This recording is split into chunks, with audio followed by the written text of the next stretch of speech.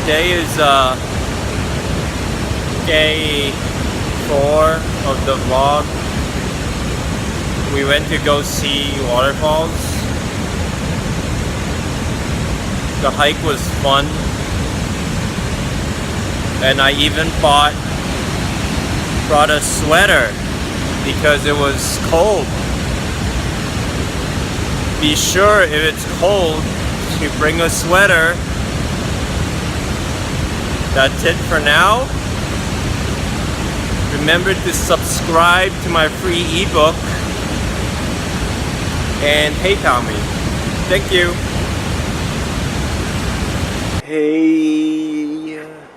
Hey.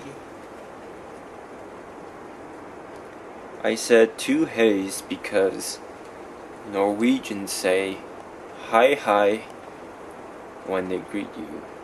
So they greet you twice, and I believe the reason for this is because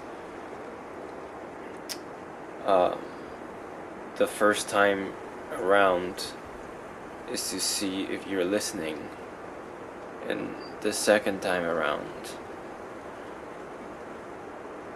I don't know why. I thought I had a theory, but I don't. So this is the end of day 4. And we are at Oda in Norway.